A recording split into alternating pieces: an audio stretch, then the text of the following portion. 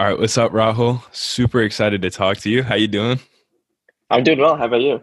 Not bad. So I was so excited for this conversation. I was thinking about the first sort of DM I sent you. So I see this kid on Twitter, right? Absolutely balling out, tweeting about how he got a VC internship from writing his book, interviewing, just being a honest person, thinking valuable thoughts.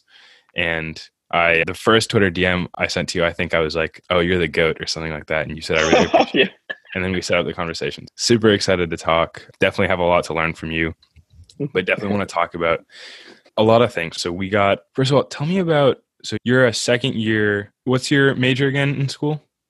Yeah, no. So for the longest time, I was going to do finance, business analytics, and sort of some STEM minor. But recently, I'm going to keep my finance major, but I'm going to do an astrophysics minor. So it's pretty cool. It's pretty like different, but it's just like something I always wanted to learn. But I was I too love scared that. to. So I was like, fuck it, I'm going to do it. I'm going to do it. So I'm finance and astrophysics now.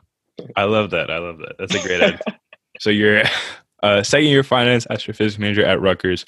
And I just want to go to, I think one of the things that I'm interested in the book is that there's a lot of sort of shifts happening because of COVID. So I just want to talk about, Yeah. what are you thinking March of this year? hmm Everyone just gets sent back home. Everyone Yeah. has to leave school. What's going on with you? Yeah, no, it's tough. Like I remember back in March, I probably speak for everyone, just like everyone's just lives were just like completely just did a drastic turn and stuff. So like for me, the silver lining of the virus and everything, and again, I'm not saying that we were lucky to have the virus. Obviously, I wish it wasn't here, but nonetheless, like I made the most of it, and I was lucky in that I was granted, as many people, we were granted just so much time at home, a lot of quiet time and everything, and people couldn't go out. We couldn't really do things in person. So for me, that meant I had all the time in the world to write my book. I would say 99% of my book throughout from March till last month in October when I was at home. I don't really go out that much in terms of in-person sort of things, just trying to stay safe. Like I live with my grandma and everything, so just like this entire virus, like I wrote the book throughout the entire sort of pandemic, and it was like perfect in that, like again, there was like no sort of pressure to go hang out with my friends and stuff because obviously we couldn't, right? Like, and they also live far, but nonetheless, I was home, spent all the time doing the work, writing the book and stuff, doing research, jumping on Zoom calls. Like it was a solid silver lining, and it's weird to say, but like 2020 has been pretty good to me, but it was only good to me because I made it good for me. I really worked hard, and I really put my tried to do as much as I could to make the most of it. So it was like it's a positive and benefit. I would say positive and negative. Yeah, the virus sucks, but I made the most of it. So that was like my mindset going throughout the entire thing. Hmm. There's definitely something to be said of, it's really valuable to just get bored first, and then you can just do what Yeah, you need to do. 100%. Yeah. And so that's a crazy thing. You're what, 19 years old? I'm 19 years Yeah. old, and you're writing a book, and you might not have even been 19 years old when you started writing it. So how did I that wasn't. whole thing come about? Yeah.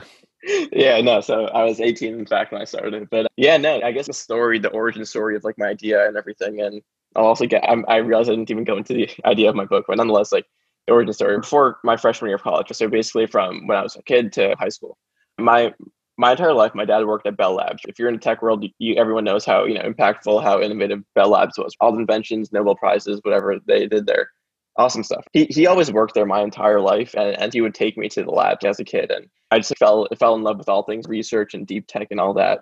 And funny enough, like when I got to high school, I fell in with like the finance crowd, right? Oh, I was going to do investment banking. Admittedly, I was attracted to the salary, right? The fancy suits, the prestige and whatnot of investment banking. And I am like, I'm genuinely am interested in it, but it was like a mix of both. Like, all right, am I really doing it because like I enjoy it or for the benefits of it and the perception of it? So it was a mix of both. And I realized like, all right, like I want something that I'm like really genuinely passionate about, something I love, I want to do for the rest of my life. And I got to college and got disheartened and disillusioned with the sort of the investment banking lifestyle. And I was like, damn, what do I do now? Using those finance skills, I realized like, all right, like I still have that inherent passion for deep tech and research and scientists and things like that. And I was like, wait, why not just combine the two? So I finance and deep tech and everything. It leads me to deep tech VC, right? Deep tech investing, startups, whatnot, all that good stuff. And yeah, I absolutely just fell in love with it so quickly.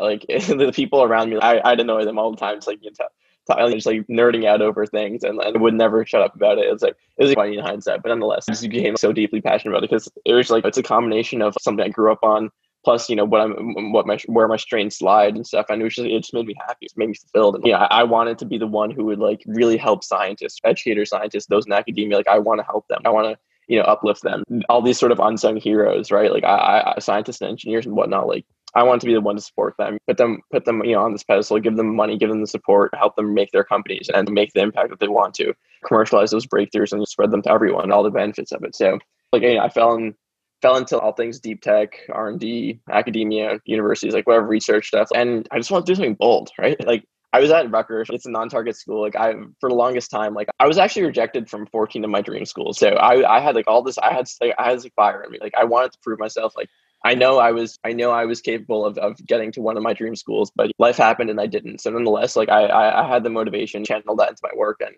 again, I want to do something bold, something people wouldn't expect me to do. And I was like, shit, like I want to write a book. And as luck would have it, I met one of my mentors, Eric Custer, Georgetown professor. And after that, the rest is history. Like it was honestly just, I don't know if it was luck. I don't know if it was serendipity, but just he came at the right time. And it was really weird, but he just came at the right time when I decided, all right, I want to do something bold. And yeah, that's how I got started. Just the right mentor, found the right community, and I was on my journey. So yeah. So you said you wanted to do something bold. You got really excited. So what excites you the most about deep tech, science, academia?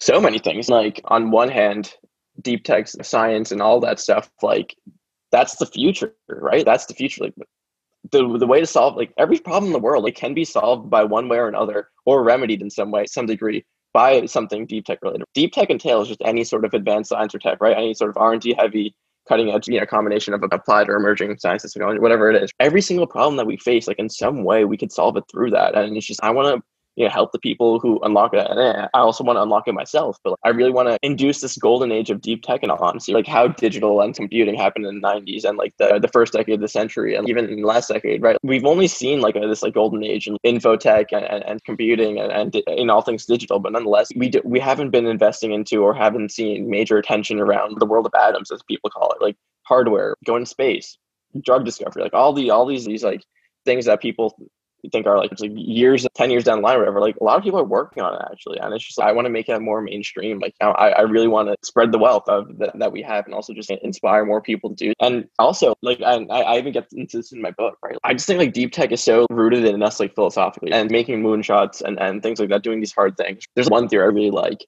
It's the theory that humans and sort of life on Earth, it originated from dead stars and like supernova of millions of years past. And right when those dead stars exploded and things like that, all the atomic elements, right, all those materials, the remnants or whatever, they spread throughout space. And after millions of years or whatever, many years, billions of years, it just became like to be that's how life on Earth started, right? Like all the elements and whatever. And obviously it's like a theory, but nonetheless, like to me, what that means is that we're the products of dead stars, right? Like we're capable of like cosmic level things, and it's empowering. It just like felt empowering to me. Damn, we got to channel that sort of cosmic energy that we have within us and like, do these hard things, right? Like, do these stellar sort of celestial things, and it's just empowering to me, and I really just love that notion. Hence like moonshots and things like that. And then there's also like logotherapy, if you're familiar with that. It's just like it just says like our primary motivation is to find our life's purpose. And then I came across other things, right? Technology itself like increases our humanity, and there's this moral imperative to make technology and things like that. All these like seemingly disparate, but they're like disparate like theories, but they're all like really at the core of it, it's just like technology, and specifically deep tech, and making these breakthroughs and things like that. It just increases our humanity as a species. And as bold as it sounds and as crazy as that sounds, like I 100% agree. It's just we become more human when we build these like huge things, right? These important, these impactful things, whatever it may be. And when we help each other out, we have all these positive externalities with all these moonshots and things like that, and deep tech and whatever. And I can go on and on. I love this stuff. But nonetheless, in summary, right, like I just realized it's so important. These things are so important, and people don't realize that. And I really want to make it more accessible to the common person. So yeah, that was like my motive. I probably went off on a tangent. I know I went on a tangent, but nonetheless, like I hope that answers your question. Yeah, in preparing for this interview, I was thinking about something I read. Yeah. I think it was Peter Thiel, and he said the same thing that you just said there. He was talking about how if someone from the 1970s or even the 1870s or the 1670s came into our current world, not much has changed in terms of there's this new thing that we call a phone and the internet that shrinks geographical distances and enables us to communicate. Yeah. But that's all hacking in terms of bits, right? There's no hacking in terms of Yeah. cells. There's no hacking in terms of atoms that's gone on that you're Yeah. talking about.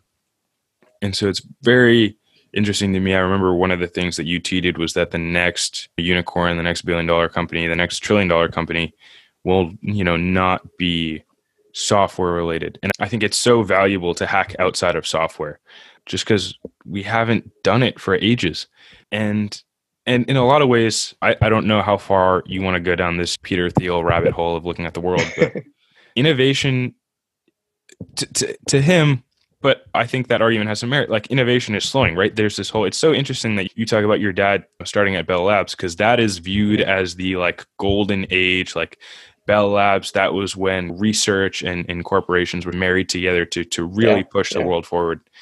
And even right, Georgia Tech, the head of the dean of the College of Computing is Bell's Lab, Bell Labs diaspora, and they've all gone on to do amazing things.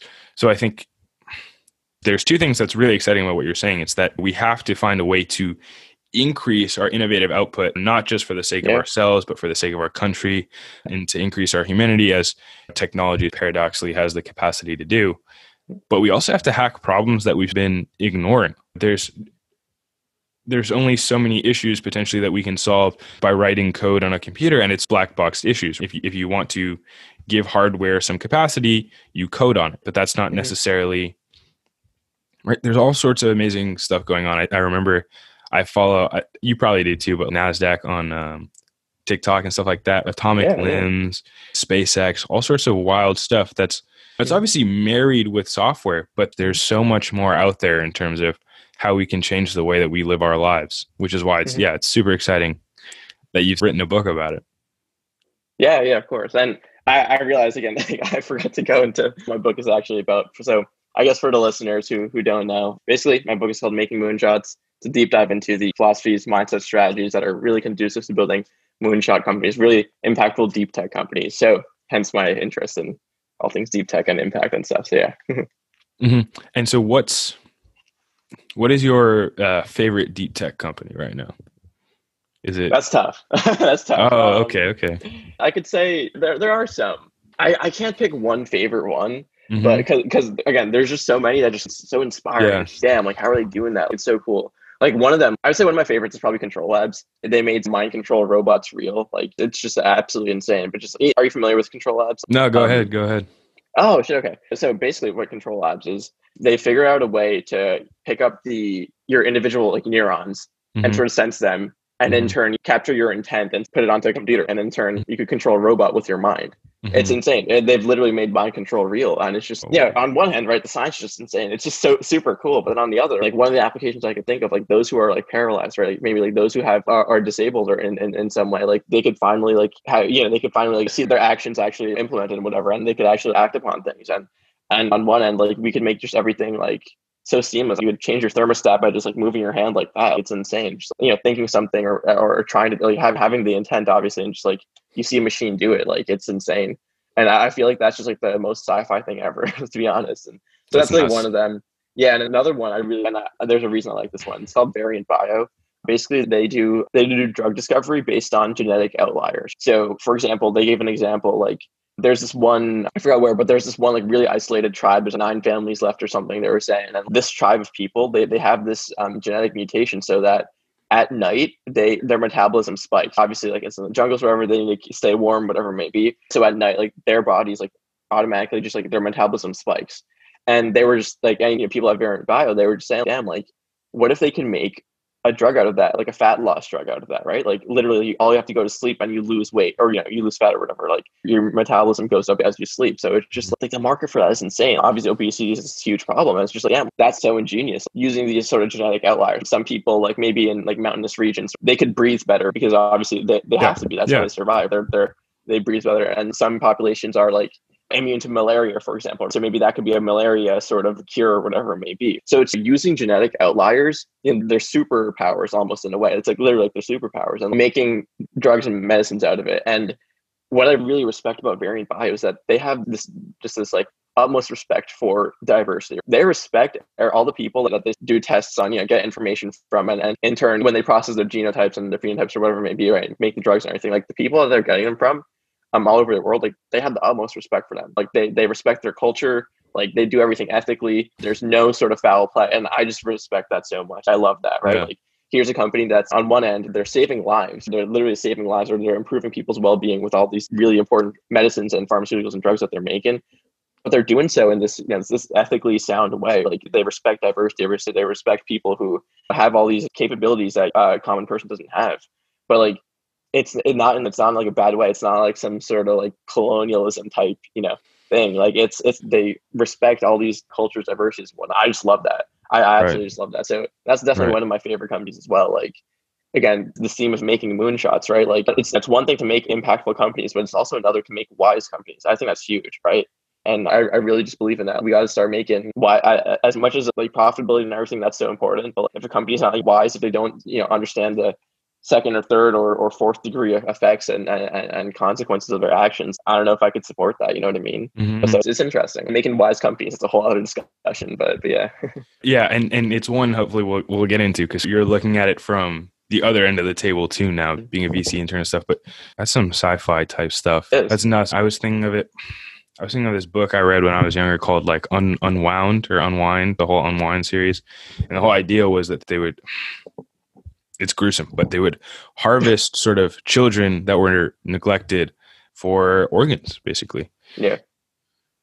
And so one book in the series is literally called Rewound, where they've harvested, it's terrible explaining it to you, but they've harvested this beautiful guitarist hand, like this basketball player's legs and abdomen and stuff, and right, this dancer's arms. And it's like when, if you ever watch basketball, like it's like when they go and they're like, oh, who would your best player ever be? And they're like, oh, Yeah. LeBron James' athleticism, like Michael Jordan's right hand, Steph Curry's Yeah. left, like that.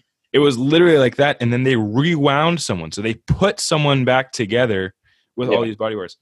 And I just thought of that because you were talking about superheroes, right? That is a clear example of like unethical, absolutely gruesome, like terrible stuff. Exactly. And to hear about a company, obviously American companies specifically fall into this trap of going to indigenous populations and talking down to them, for sure. Yeah. But Yeah. to look at something that's a beautiful thing, right? It's not something, it's just something that they've naturally, organically created. And to try to make that accessible to a lot of different people, that blows my mind, honestly. It's noble, right? It's heroic at the end of the day. Like it's crazy. Yeah. And I think, the way that you phrase it is so good. It's not just moonshot companies. It's the philosophies. It's the underpinnings. It's the ideas that, right? Because they're not just creating something unbelievable. You can definitely say that they are pushing the world forward in the sense that they're thinking about, how do we make all of our stakeholders, how do we involve everyone in a way that's inclusive? 100%. Yeah. And I even mentioned this in my book. One of the mental models that I realized a lot of these, moonshot founders implement is systems thinking and second order thinking. I basically define those as wisdom in space, and wisdom in time. So I'll start with second order thinking, right? So that's wisdom in time, right? Basically, second order thinking is just, all right, all the decisions you make, you got to consider what's the second order consequences, right? What's the third order? What's fourth order? What happens if a million people use this? What will change culturally if people use this? Like all these different questions that they have to be mindful of.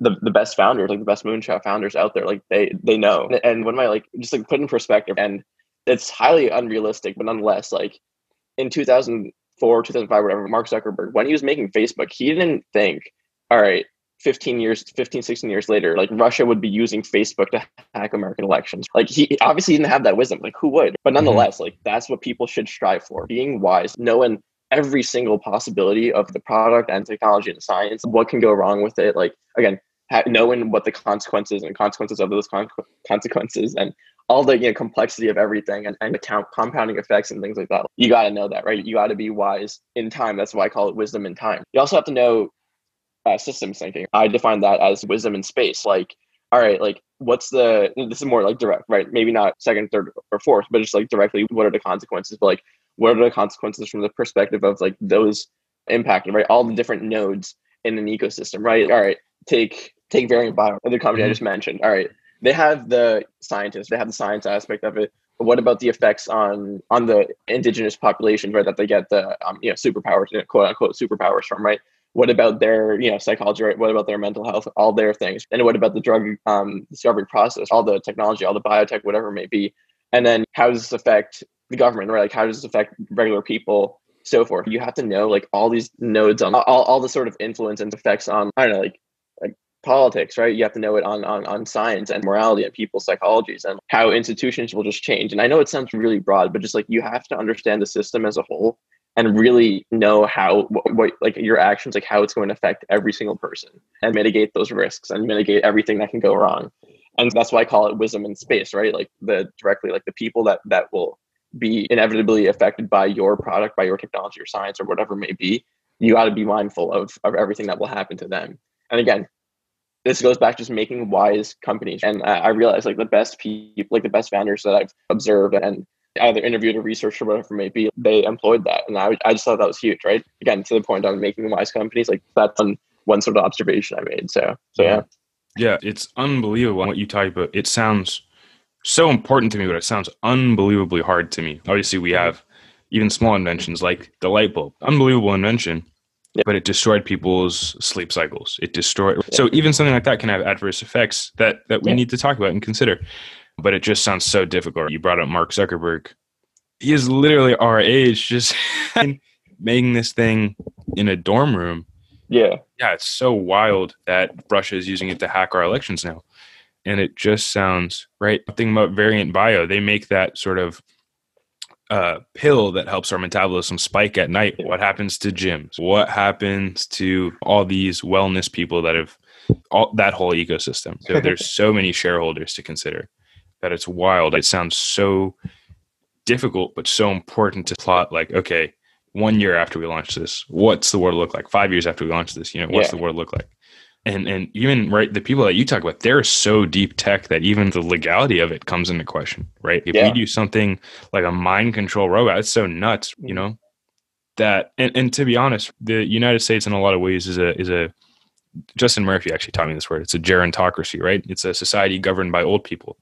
And so we get into situations basically where that we potentially need regulation, right? It's not the job of a scientist, someone who's amazed by what they can create, to regulate themselves. That's never going to happen. No.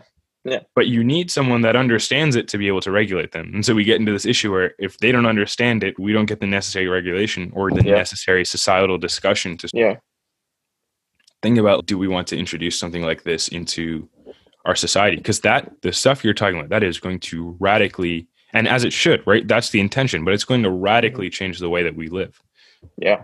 Exactly. Yeah, no. And to your point, I like in my book, like I even mentioned like what we got to do on a governmental level to bolster this deep tech ecosystem. Oh my God.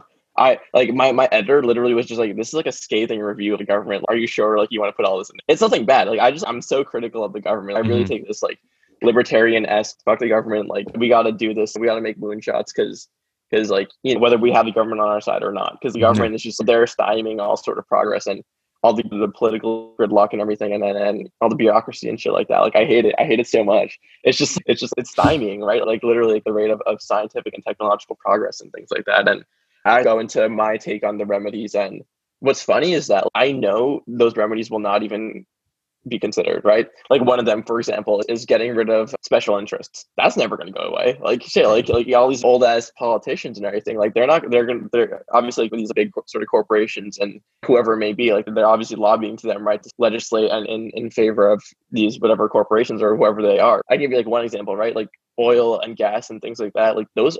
I really do think that all those like oil and gas and whoever coal lobbies or whatever it is, those are the people who are stopping us from making the transition to clean energy. Like literally, like we've proven the capabilities of clean energy. Like we have all the technology, like it works. Some countries even use it.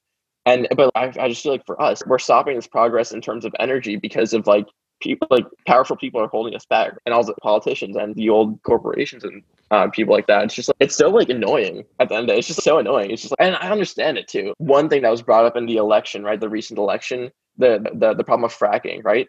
Like on one end, like, all right, there's some towns or some people who rely on fracking as their salaries, right? Their well-being, like they have to put food on the table. Like I totally understand that. I totally get that. Like I wish that they could find other means of work and everything so we could progress in terms of energy, move to better energy, clean energy. Obviously, the climate crisis and whatever, all the effects of unsustainable sort of resources and things like that, and non-renewable resources, things like that.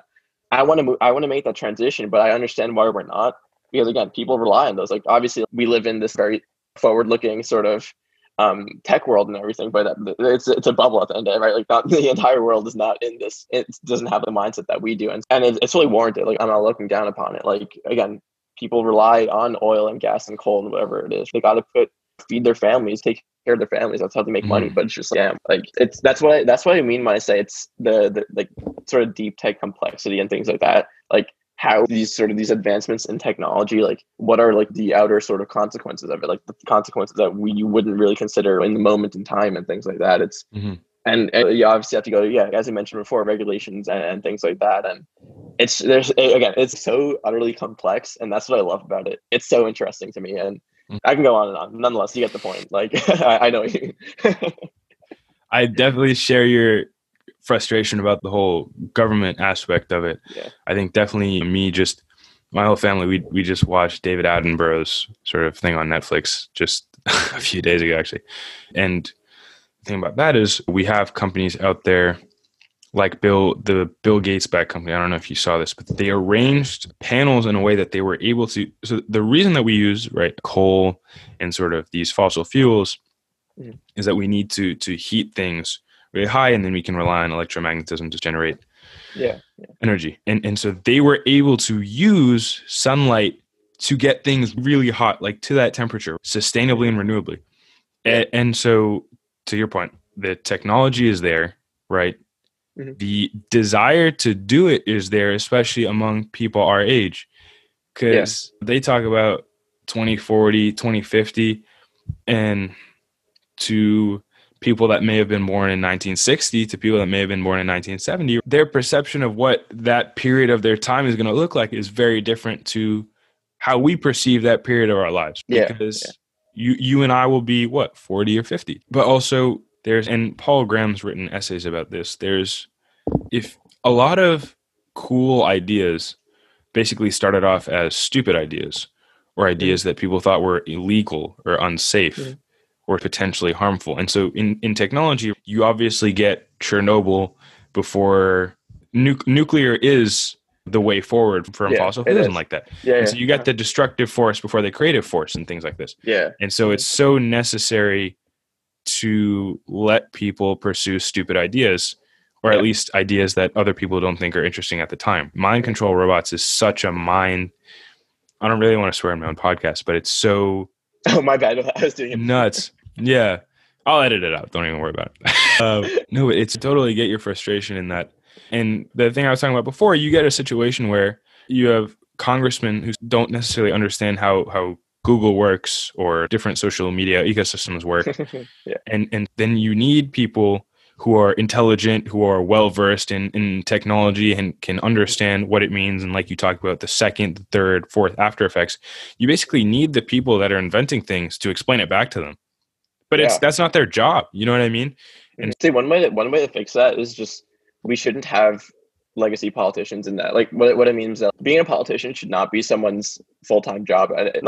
I take that back. It shouldn't be their only job that they ever experience. A lot of people, like, they started in politics and they end in politics. It's just crazy. But just like how, like, someone who's, I'm not going to name names because I don't want to get, politically sort of shut down. But nonetheless, like, how can someone who's never, worked in a specific industry, like, how can they legislate within that industry if they don't know what it is? Like they have no background whatsoever. Their only background is being a politician. Like they're going to have a skewed mindset. And just objectively, they're going to be skewed. They're not going to know everything. They're not going to understand everything. So it's like, what gives them the right to make the decisions for that industry or for that community or whatever it may be?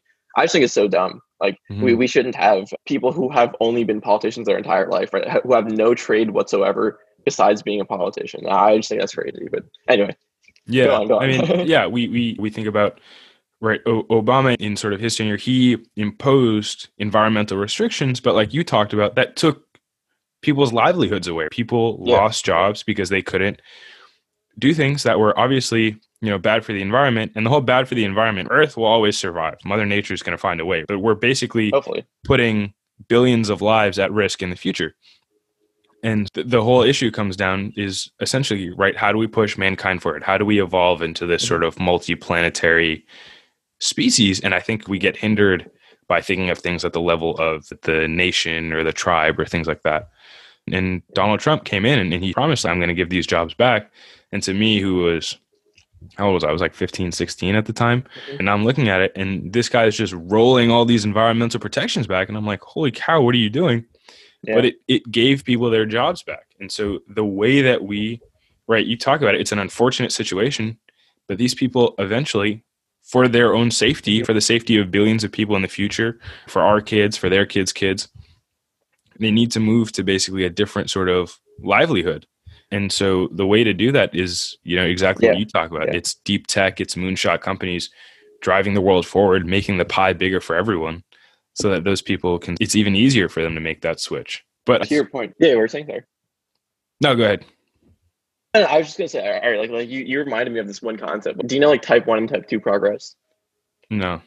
Okay, so basically in really short terms, right? Type 1 progress is progress at the outermost edges. What we know as science research and development in universities, maybe, or for example, typically, but not always, progress in first world nations and things like that. Progress on the outside. And then there's also type 2 progress, which is progress from the inside, bringing like the bottom people, like the people on the bottom, like uplifting them, helping everyone. And in turn, it'll go to spread the wealth and things like that. We need both of them, right? Deep tech and moonshots, whatever it is, like deep tech and all the things that we find out in universities and research labs, whatever, great. That's awesome. Good. It's awesome to make breakthroughs, but what's the value of that breakthrough if you don't spread the benefits of it, right? What's the, like, academia, it's like this black hole, I call it, right? Like the black hole that is academia, like it's where all these awesome ideas are made, but then most of them die. So that's a whole other thing. To make progress, we need to make type 2 progress. Like we need to spread the wealth, help everyone, uplift everyone with all these like deep tech and everything. But it's tough. Like if you take it like from the economics or the politics or whatever, all these different perspectives, like there's so many factors that you have to consider, and for so many factors working against it, and it sucks. Like I hate how that's reality, but I don't know. I'm hopeful that sort of our generation is going to change that. But yeah. Anyway, I just went on another tangent, but nonetheless. So the thing we haven't gotten to yet is that I'm so interested. You're doing research for this book. You go into your quarantine and you're writing a lot. And obviously super excited for the book. Comes out December 7th. December 7th or 8th, yeah. In a week and a half or so. 7th or 8th? Dang. Okay. You must be really excited. But you flipped a lot of this research, this refining of your own thoughts into going to the other side of the table and becoming a VC intern. So, what happened there? Wait, what's your question? So you're now an intern, or you're going to be an intern at Lux Capital, right? Yeah, I'm at Lux, currently, yeah. So right now, right? Yeah. Okay, awesome. So how did that sort of come about? Because it sounds like a really cool story there. Yeah, no, it was honestly, it was like probably the biggest achievement of my life. Like after the book, it's insane. Like it made me just so happy and like validated like all the work that I was doing. But basically, I started writing this book back in January of 2020, basically to learn more about deep tech, right? To gain, this reputation around it, to learn more, like literally, like I know people typically they learn the thing, then they write a book about it. No, like I wrote the book because I wanted to learn. I want an excuse to talk to people, and I want an excuse to build a network and write something awesome and stuff. And it's tough. Like you have to do those two things. I want to learn it and also write it, put into that an entertaining and digestible manner and things like that. It's tough. Like doing both of them is so tough, but it was so worth it. And I wanted to make the most of like the time I had. So that's what I did. And in the process, I'd be interviewing a lot of people. The first major interview that I had was Josh Wolf at Lux Capital, the managing partner of Lux Capital. And think about Josh, right? And among some other people, but like Josh, I would say people like Astro Teller, maybe, like those are the people that really inspired me to write this book. I only got obsessed with deep tech after I found Google X, right? Like hence Moonshots. It comes from Google X and Moonshot Factory. And I came across Lux Capital and all the things they're doing with deep tech and all these cool research labs and all the cool startups and things like that. Like one of the first few people that really got me inspired was actually Josh at Lux Capital and Astro Teller at X and some other organizations with some other people. But nonetheless, Lux has always been like, I want to work there. That's my dream job. It was so cool. Like I want to work there since day one, since I got obsessed with VC. And he was the first person, major person I interviewed. Really cool conversation. The funny thing is that like I emailed him in beginning of March. I spoke to him in May. So it was funny. Like I had to follow up with him like 6 or 7 times. Like he's a busy guy. I don't blame him. Like Like, why would you answer the email of a random freshman? That's a funny way. So you sent him the same email 6 times? No, like I followed up with him. Like, so Right. basically what it was like. So I Okay. sent one email, right? Cold email. I'm freshman at Rutgers, like non-target school, whatever. I have no background in this, but like here I am just like, all right, like I'm writing this book. I want to interview for it. I made it like so personalized. Really, I showed him like I'm doing the research. Like I looked into his background. I know what he likes. I used all his like, favorite phrases and stuff. I threw them in the email. I really wanted to like get him to like answer my email. So he replied to that first email. He's like, all right, like let's set it up. Like he's excited. Like he loves to take like 20, 30 minutes chat and everything. And then, so we scheduled it for March, I think 12th. It was the Thursday. Do you remember the week when everything went to shit, like with the virus and stuff like that week? Yeah, the Thursday of that week, that was when we were supposed to call. And that was when Rutgers went to everyone's going home. So I was home. That was the first day I was home, that Thursday. And I was going to call Josh and everything. He just like never picked up obviously, I learned like, all right, he's busy, right? Like, they're transitioning to completely remote, like, Lux and every other company out there. All right, like I understand that. I'll follow up with them in a week or 2 weeks when everything's, relatively calms down and stuff like that. So I do that. That's my second email. I think he missed that one. I followed up again. I followed up a couple more times, and it took quite a few times to get to finally to March 6th. So like 3 months later or so, it took quite a long time. But nonetheless, yeah, I talked to him, kept in contact with him after the call. That was huge. Just kept him updated, show like, all right, like I'm serious about this project. Like I'm hustling, I'm doing the research, like I'm learning a lot, whatever. Emailed him about like from May to like September, about like twice or 3 times or so. And then back in September, I was just like, hey Josh, like I'm writing this book. Like I learned about deeptech and I'm learning about it through this thing. I proved I could hustle. I proved I could do the research. I know how to identify moonshot companies. It's literally the concept of my entire book. Can I work for you and help you with all things moonshots and things like that? And usually absolutely like on the first, like right away, he just hired me on the spot. Like no resume, no application, no interview. He just hired me. And I sent him a chapter of my book, and he looked at. I'm pretty sure he looked. I think he looked at least, because I don't know what else he knew about me, but like he looked at that, and I think like, that's what got him to hire me on the spot. It was like pretty crazy. So basically, I started working there. Like it's so cool. It's my absolute dream job. Like the value. I mentioned the story because it's just it like validated my work. Like here's one of the firms I want to that really inspired me to. They're experts of deep tech, right? If they liked the book. Like literally Josh like hired me because of the book. Like I think I'm writing a quality book then. I think it's safe to say that, all right, I'm not saying it's like some dumb stuff in the book. It's like actually tangible and things like that. Obviously I'm so incredibly grateful for the opportunity, but it's just felt good that like, all right, like maybe I am qualified, or maybe I'm not qualified, but I at least know what I'm talking about. And it's sure just, that feeling was just so nice, especially coming from a non-target school. BC, like everyone said like, it's like impossible for me to get in. People like straight up said to me, yo, you're not going to get in. Like to break into VC after undergrad. That was my goal. And they're like, all right, you're gonna have to go through investment banking or start a company. I was like, damn, like I'll be all right. Like maybe I'll go the investment banking route. But no, like shit, like I just like I worked hard and I did that. And Josh I just validated like my hard work and stuff and hired me at Lux. So it's a really cool story. It was an awesome journey. But yeah. I love that. Yeah, you just sort of ask the universe for something, and then it just happened. Yeah, like it happened, but like I worked for it. Like there was maybe a little bit amount of luck, but nonetheless, like I created the content. Like I wrote the book. I proved myself, and it was just like this. It was like the product of just like working hard and knowing how to send cold emails like that. That's a whole other skill. So yeah, so yeah. There is this phrase, "Create your own luck." So I think, 100%. I think anyone looking at it would say that it's an amazing story, but you definitely you created the opportunity for yourself. And so now that you are like a VC intern, so I'm assuming that you go over deals, you present them, but you're not hopefully writing, or are you writing checks? I'm not writing checks. No, Okay, I'm just doing yeah. like sourcing, the market research, things like that. Yeah. Right. So what is your favorite part? What's the coolest part of that for you? Oh, the coolest part of working at Lux, I would say, is, I mean, on one hand, right, it's just, again, it's an excuse. Like literally, like what I love about VC is just like you're literally getting paid to learn. Like that's just like beautiful. That's just like beautiful to me. Like you're getting paid, and like you're getting paid. First of all, you're getting paid to make friends with people. Like obviously, become friends with the founders, scientists, things like that. All these smart people, they're so inspiring. Like getting paid to make friends, like that's awesome. What the hell? Who would not want to do that? Getting paid to learn. It's like taking as much knowledge as you can. Make educated and informed decisions. Who you want to invest in, things like that. Who you want to support. So just like this concept of VC, I absolutely love it. Like it's so fulfilling. Like it's like literally like my way of like actually impacting people. Like I really want to, again, I want to help all these deep tech people, all these scientists make their companies, right? Commercialize their findings, things like that. So it's like, it's just so fulfilling. I'd say that's like the best part. That's like a solid benefit. But I guess like on the surface, like one of the cooler things, have an excuse to again learn a lot. Like I'm doing some looking into a couple industries, things like that.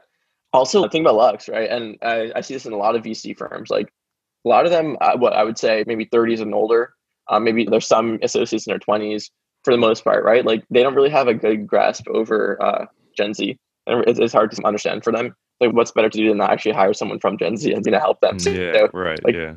I help in a team and helping like the marketing people, and like I even spoke to our prospective startup they're going to invest in, not officially have, but like they might, helping them with like marketing stuff. Like it's like really cool. It's just like I can see like a direct impact of my work, so it's pretty cool. I love that. Yeah, I love that. It's my excuse to do cool yeah. Okay, that's awesome. Yeah, it is. Yeah. I spoke to Noosh Mithil yesterday too, and he was working on an AI chatbot using GPT-3. And so he was saying that there's like a ton of AI friends out there, but they're not Gen Z related. And he's I'm from Gen Z, so I don't need to, you know what I mean? Yeah. I got that locked down. Okay, awesome. So here's my last question. I absolutely love talking to you. My last question is, and you answered this already, to be honest, but what gets you the most excited about the future? Moonshots. So I'm writing my book. Like I'm so excited to, it was like my goal, right? Like I want to at least inspire just one more person to pursue their moonshot. And I didn't even publish my book yet. And I think I have like around 5 or 6 people who have directly inspired, and they went on to pursue a company or a project or whatever because of my book. So technically my goal is already reached, but obviously I want to make more people. I want to inspire many people. So that's what gets me excited about my future. The futures. I want to see people making more moonshot companies, more moonshot projects, more moonshot policies, whatever it is, right? Again, moonshot's just this metaphor of doing bold, audacious, incredibly impactful things. And I just think it's heroic. It's just so noble. It's just, and there's so much work that has to be done. And like, I always say I want to inspire the sort of golden age of deep tech. And that's what I'm most excited about. I really do think I have a plan for it. It's incredibly bold. I'm in no position to make these decisions, but nonetheless, like I genuinely don't care. I'm going to try, and I'm going to work hard. And it's just, I'm excited. I'm really excited for this. It's just like what we saw for digital, right? In the 90s, the internet, things like that. I really do think that's going to happen for all things deep tech, everything biotech related, biotech and space and everything in the ocean and drug discovery and all these really cool things. Like it's gonna happen. Like it's gonna be like so many like people like Elon Musk are going to be mainstream. Like it's going to be normal to be like Elon Musk. And I'm so excited for when we get to that stage. Obviously it's tough. Like it's not going to happen in the next decade, but nonetheless, I'm so excited for just like, I'm hopeful and excited for the species as a whole that we're actually going to start actually progressing in terms of science and tech and stuff. I'm just trying to be at the spearhead of it. So that's awesome. Yeah. I think that's a great goal. Normalize Elon Musk. That's awesome. Exactly. Like why isn't there a female Elon Musk, right? Like why isn't there a person of color Elon Musk, right? Like why is Elon Musk so held on a pedestal and everyone wants to strive like strive to be like him? Like more like that should be normal. People doing all these bold things, like that should be normal. So I want to see more people like that, more moonshot founders at the end of the day. That's the whole premise of my book. So we'll see what happens, but I'm hopeful for sure. Yeah, you're certainly already inspiring to me, and it sounds like a bunch of other people. So I think you've definitely Thank you. But yeah, so thanks so much for talking to you, Rahul. This has probably been one of my favorite podcast episodes so far. So yeah, I'll keep you updated on the book. Definitely whenever yours is available, I'll be getting a copy. But yeah, no, it's of course. And then yeah, I'll let you know when the podcast episode is out. And yeah, thanks for talking to me, man. Super excited for you. And yeah, super excited for what you accomplished and what we talked about today. Perfect. Awesome. Me too. Awesome. All right. Take care, man. All right. See ya.